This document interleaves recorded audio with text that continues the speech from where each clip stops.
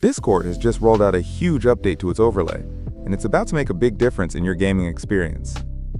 If you've been using the Discord overlay, you can expect a major performance boost, especially when it comes to your FPS compared to how it used to be.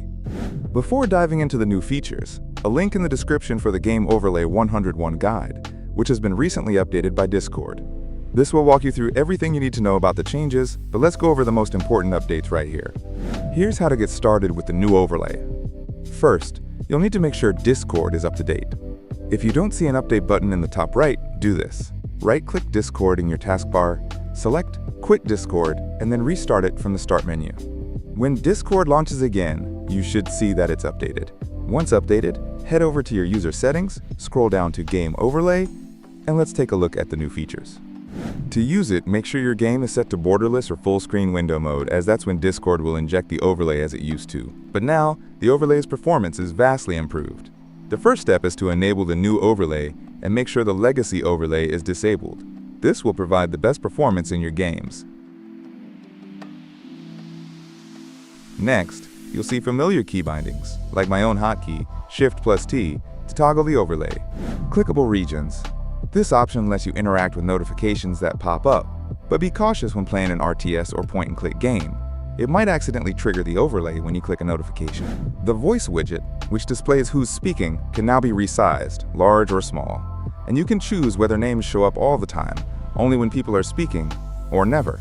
We can also adjust notifications for messages, game activity, and live streams. Now that we've got all that set up, let's jump into a game and see how it works. Let's hop into a game like Overwatch 2. In the top left corner, we can already see the Discord overlay, and as I hit my hotkey to toggle the overlay, it pops up completely revamped. Now we have modular blocks that can be moved around and customized. You can pin or unpin items to display them while in-game, and you'll also see notifications, voice/video streams, and game activity, all in separate sections. Notifications. If you enable the pin icon, notifications will stay visible. You can respond to messages right in the overlay without tabbing out. For example, I can send myself a message from another account and reply in real time. Just click the notification to respond. Voice. If you're on a voice call, the overlay shows who's talking. You can even adjust the size of their avatars and choose to display names only when people are speaking. Video. If you or your friends are streaming video, you'll see it in the bottom left. You can adjust opacity, change the layout, and even toggle the camera on/off, all without interrupting your gameplay. Streams. Here you'll see streams from your friends, and you can even toggle volume and mute streams right from the overlay. Activity.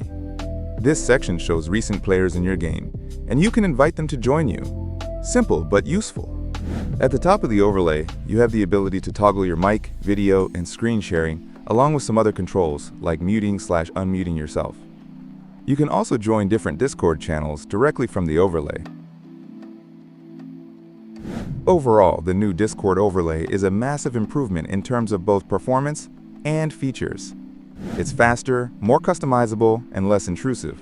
If you've been avoiding the overlay in the past due to performance issues, now is definitely the time to give it another shot.